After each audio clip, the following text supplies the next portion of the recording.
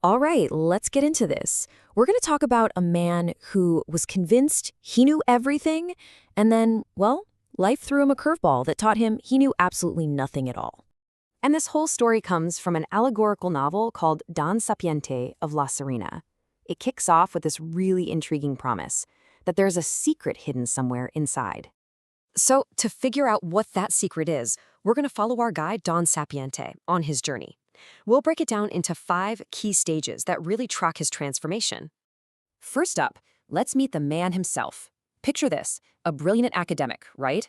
His entire life is like a fortress, built out of pure logic and reason. You know, he wasn't always like this. He started out as this hopeful kid, but over time, he transformed into this super rigid intellectual. His whole identity, his whole sense of self, was built on one single idea: perfection. He could never, ever make a mistake. But then, that fortress of his, it just comes crashing down. And it's all because of one thing. His logic just can't wrap its head around an act of pure faith, a choice that, to him, makes no sense at all. So this crisis just completely sends him spiraling. It kicks off this massive intellectual quest. And a really cool way to understand it is to think of it as a journey through 3 very different, very symbolic libraries. Okay, so first, where does he go?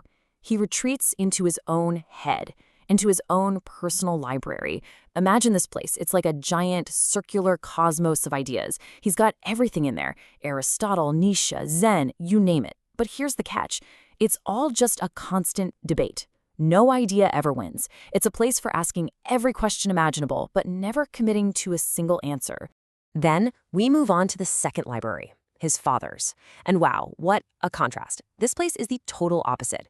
It's rigid, it's linear, think military archives. Here, books aren't for thinking about, they're manuals for doing something, for conquering. In his dad's world, an idea is totally worthless unless you can use it to take decisive, forceful action. And finally, we get a glimpse of the third library, the one he lost, Esperanza's. It's not grand or intellectual. It's this small, humble sanctuary. This is a library of the spirit. The whole point here is that wisdom doesn't come from reading books. It comes from serving others with love and devotion. It's a world he just couldn't be a part of. So here he is, totally stuck. He's caught between these 3 completely different worlds: his mind, his father's world of action, and Esperanza's world of the spirit.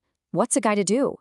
Well, he decides he has to try and build a bridge, something that can connect them all. And he gives this bridge a name: the practical utopia. It's his big attempt to create a personal philosophy that isn't just stuck in his head. He wants something with, wings to dream, but also feet to walk, something that actually works in the real world. So how does he build this thing? He breaks it down into 3 pillars. And what's really cool is that each pillar is basically him trying to merge the 3 libraries.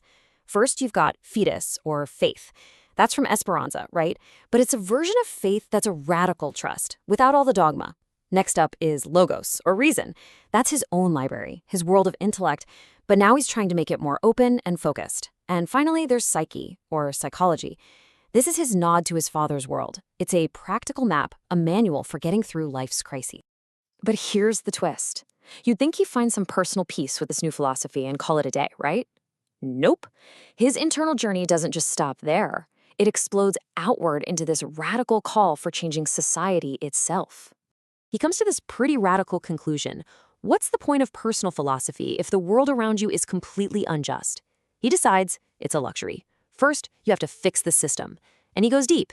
He starts with Marx's diagnosis that the problem is economic, but then he pushes it even further to Bakunin's prescription, which says the real problem is authority itself. The ultimate solution? Total revolution. Tear it all down, starting with the very idea of God. Now, through this entire epic, high-flying intellectual journey, there's been one guy keeping it real the whole time. His friend, Don Pancho. He's a librarian, and he's about as pragmatic as they come. So imagine this scene. Don Sapiente is bursting with this grand, life-changing revelation, and he goes to tell his friend. And Pancho just brings him right back down to earth. This is Don Pancho's role in a nutshell. He's the voice of hilarious, common-sense realism that just cuts through all the philosophical jargon. And you see this pattern again and again. Sapiente takes his pain, his personal crisis, and he tries to wrap it up in these huge, epic ideas from myth and psychology. It's really his defense mechanism, right? It's his way of feeling in control of something that was totally chaotic. But Don Pancho, he's not having any of it. He just slices right through all that academic talk. He's basically the voice for us, for the audience, asking the simple, obvious questions that make you go, yeah, wait a minute, and completely deflates these grand theories. So remember that secret we talked about at the beginning? This is it. The story doesn't actually give us a neat little answer. It leaves us with a question, a big one. It respects both guys, the high-minded philosopher and the down-to-earth pragmatist, and it makes us wonder, what is wisdom really? Is it some epic journey of the mind, or is it something much simpler, like knowing when to just stop thinking for a second and share a moment with a friend?